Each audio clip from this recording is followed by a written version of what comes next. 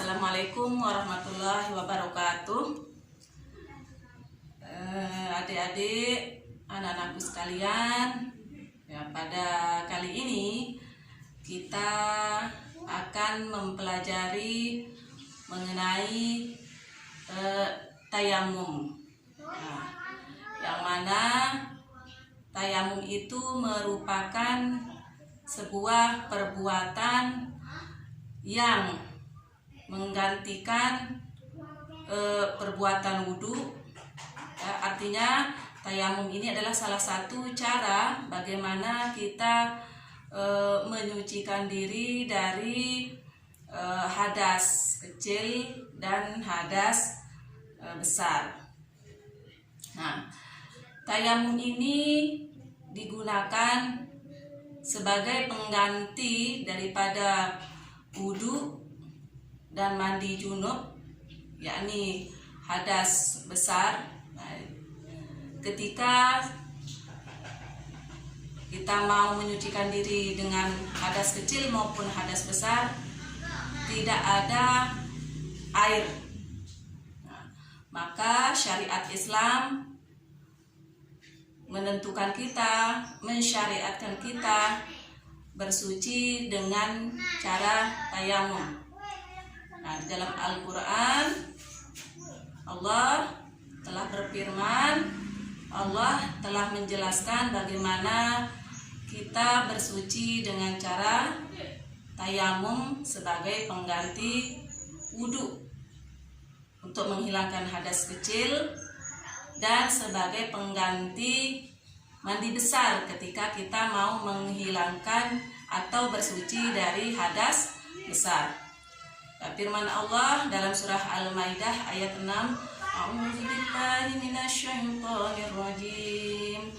Bismillahirrahmanirrahim.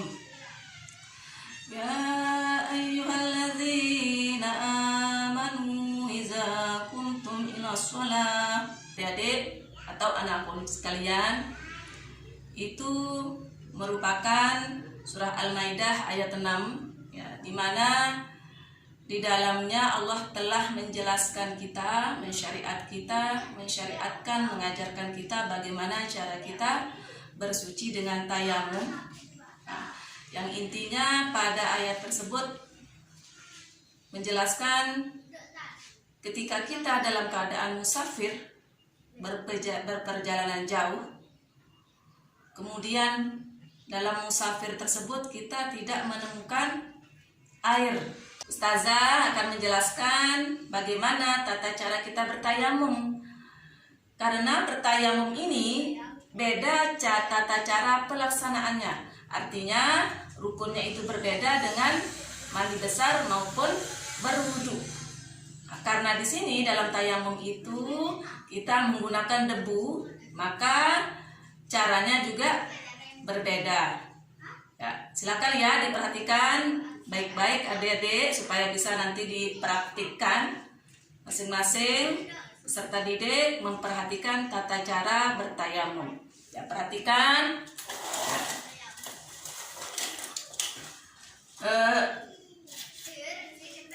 Ini adalah sebuah kumpulan debu, anggaplah ini adalah tanah. Ini Ustazah menggunakan pasir karena pasir ini merupakan bagian dari debu.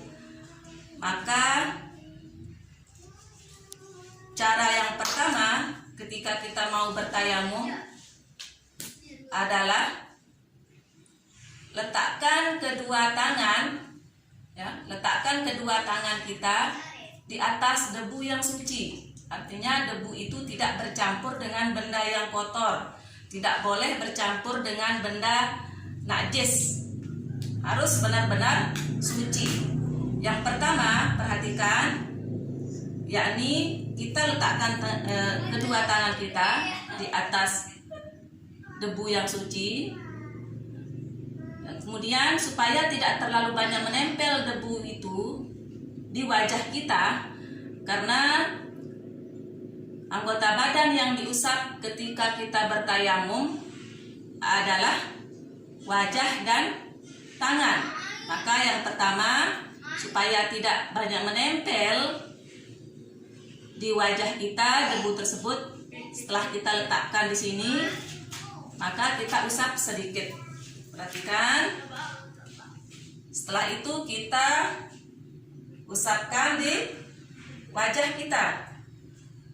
Nah, seperti ini wajah kita. Kemudian itu cara yang pertama. Selanjutnya kita ambil debu lagi di lokasi yang berbeda. Kemudian seperti yang tadi, kita tepukkan sedikit debunya supaya tidak terlalu banyak menempel pada tangan kita. Kemudian perhatikan, setelah ditepuk, maka yang pertama tangan diusap adalah tangan kanan. Sama seperti ketika kita sedang berwudu. Maka caranya adalah tangan kiri mengusap bagian tangan kanan. Perhatikan ya. Mulai dari tangan kiri mengusap di belakang tangan seperti ini. Langsung ke siku. Kemudian mengusap tangan kanan di bagian depan. Nah, seperti ini. Ini kan. Kemudian selanjutnya tangan yang kiri diusap oleh tangan kanan, karena tangan di kanan itu masih menempel debu, untuk mengusap tangan yang bagian kiri seperti ini. Sama seperti yang tadi, maka tangan kanan kita mengusap bagian belakang dulu, belakang tangan kiri, kemudian mengusap bagian depan, terus ke siku, langsung ke telapak tangan yang kiri seperti ini. Nah, itu saja caranya ya untuk tata cara kita melakukan tayamum. Nah, berbeda hanya seperti wudhu yang harus mengusap sebagian kepala, kemudian kaki. Nah, kalau di sini pada tayamum hanya mengusap wajah dan kedua tangan. Udah paham adik-adik bagaimana caranya? Ataukah adik-adik mau praktik? Nah, untuk lebih jelasnya bisa kita diskusikan, dipraktikkan. Nah, kemudian untuk tayamum ini ada ketentuannya. Nah, ketentuan penggunaan tayamum itu yang pertama, boleh bertayamum apabila sudah masuk waktu sholat. Ya. Nah, beda dengan kita berwudu.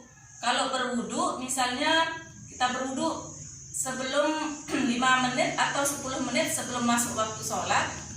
Tetapi kalau tayamum harus sudah masuk waktu sholat. Ya, artinya apa di sana?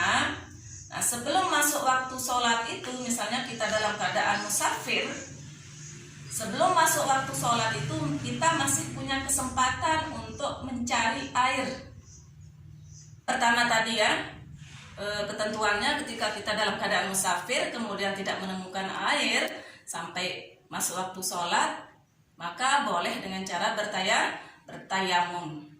Nah, kemudian ketentuan yang kedua, misalnya dalam keadaan sakit sekarang, misalnya dalam keadaan sakit tersebut, sakitnya sangat parah. Nah, ketika kita mau sholat, tidak boleh menggunakan air atas ketentuan dokter, misalnya atas ketentuan dokter akan menimbulkan parahnya sakit tersebut jika menggunakan air. Maka di sana boleh kita bertayamum sebagai pengganti wudhu atau sebagai pengganti hadas besar, yaitu mandi junub. Nah, kemudian misalnya kita dalam keadaan musim kering, nah kita di rumah sendiri. Tetapi dalam keadaan musim kemarau panjang yang tidak memungkinkan air itu akan ada untuk mencukupi kita melakukan wudhu, sampai waktu sholat itu sudah lama masuk, airnya banyak di rumah, tetapi karena ia malas mandi sebagai pengganti mandi besar ketika mau bersuci dari haid, tiba-tiba ayo dah saya gunakan debu saja, lebih ringan, sebagai pengganti wudhu, hanya mengusap wajah dan tangan saja. Misalnya itu pikirannya adik-adik. Tidak boleh seperti demikian. Kenapa? Karena masih ada air, ya, masih ada air yang digunakan. Nah, terkecuali